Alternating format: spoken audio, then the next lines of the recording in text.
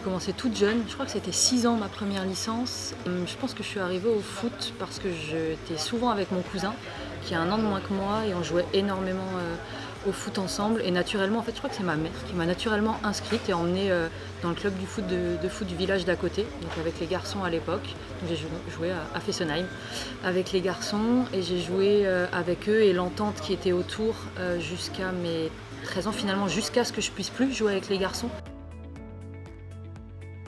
Ça n'a pas été compliqué, j'ai été en section sport-études de la 4e à la terminale, donc là l'ambiance, l'organisation favorisait le fait de à la fois pouvoir s'entraîner, je m'entraînais tous les jours, quasiment tous les jours, de la 4e à la terminale, pendant le lycée tous les jours, entre les entraînements en section et en club. On avait études à l'internat, j'étais à l'internat, donc pas de trajet pour aller au lycée, donc tout était réuni pour à la fois faire des études et à la fois jouer au foot.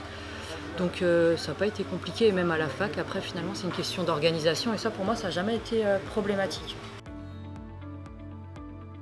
C'est un moment où je peux m'accomplir, me dépasser, partager, vivre des émotions intenses, progresser, me dépasser, nourrir un petit peu mon esprit parce que j'aime bien apprendre, j'aime bien découvrir des choses, j'aime bien devoir m'adapter.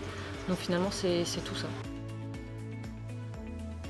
J'adore le sport co, j'aime beaucoup le hand, j'aime beaucoup l'équipe de France féminine de hand, j'aime bien le basket, j'aime bien les sports co, mais ça a toujours été le foot et j'ai jamais pensé faire un autre sport que celui-là. Pour les émotions que je vivais, pour le niveau auquel je jouais, un peu de D1, un peu de D2, pour le fait de vraiment partager avec les filles, m'enrichir au contact des autres joueuses, pour le fait de gagner des titres, de gagner des matchs, de gagner des titres. Et là maintenant avec l'équipe de France, c'est encore moins envisageable d'arrêter. C'est un club vraiment essentiellement familial, il n'y a pas énormément de moyens, mais on a une structure qui nous permet de bosser du mieux possible, on a des infrastructures de qualité, on a un président, un comité qui est derrière nous. C'est le genre de valeurs qui nous unissent ici. J'ai une activité à la fois salariée, c'est-à-dire que je suis salariée à temps partiel dans un institut de soins de suite et de réadaptation. Et j'ai aussi une activité libérale à 30%. Donc je travaille 50% en activité salariée, 30% en libéral, et il y a un jour dans la semaine où je ne travaille pas. Donc ça me sert à prendre du temps pour moi, à récupérer, à m'entraîner encore. Voilà, c'est de l'organisation aussi.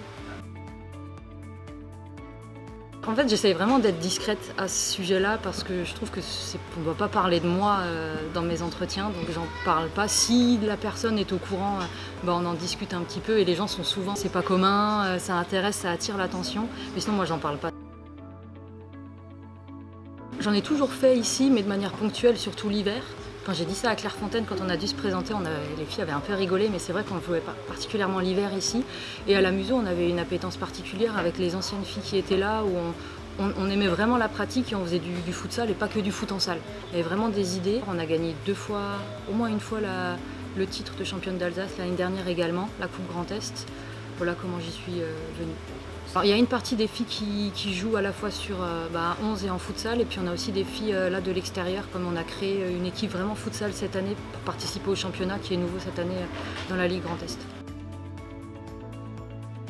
C'est l'aspect collaboratif, c'est l'aspect intellectuel, le fait qu'il y ait plus on va dire de système, de schéma de jeu, c'est l'intensité, parce que des fois dans un match de foot, en fonction de la physionomie, on peut sortir en ne s'étant pas dépensé totalement en futsal, surtout au niveau international, mais même dans les petits matchs, on sort cramé. C'est le fait de toucher beaucoup la balle, c'est le fait que ce soit attractif, qu'il y ait tout le temps des actions de but, pas que ce soit tourné vers l'action et vers le spectacle.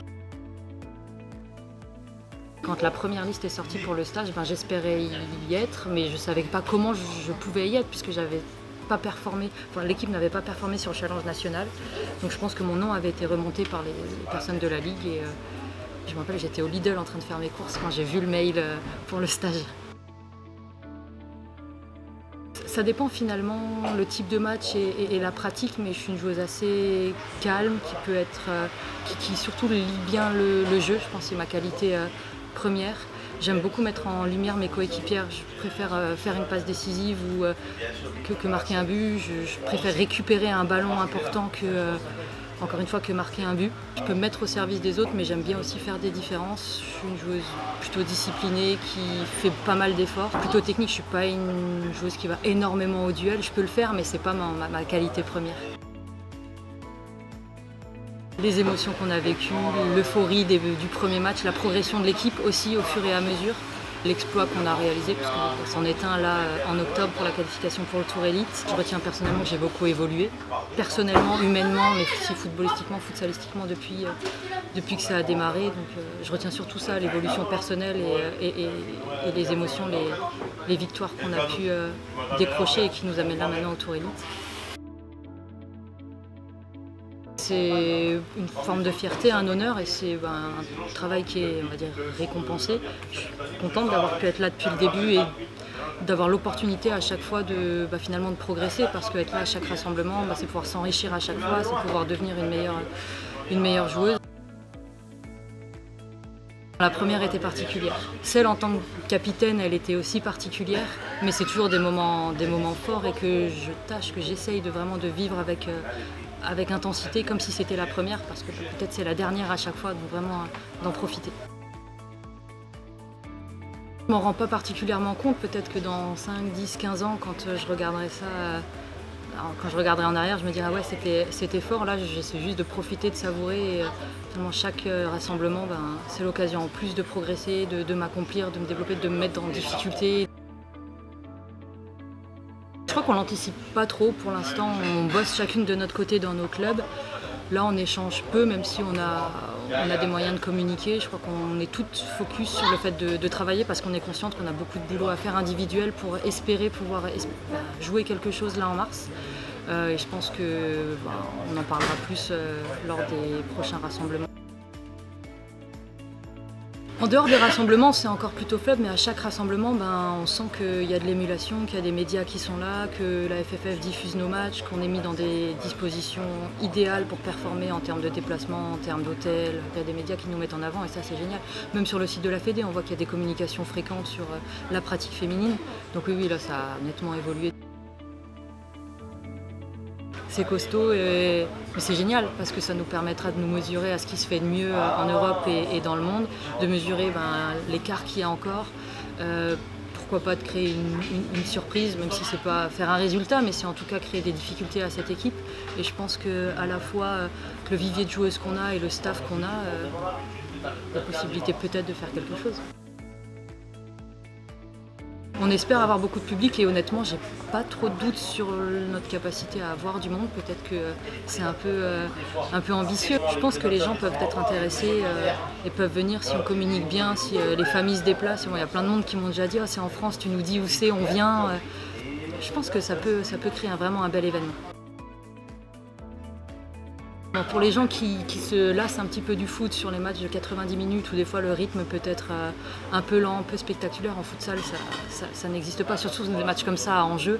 À la fois le format, le fait qu'il y ait 4 secondes pour jouer, forcément il y a du spectacle et on ne s'ennuie pas.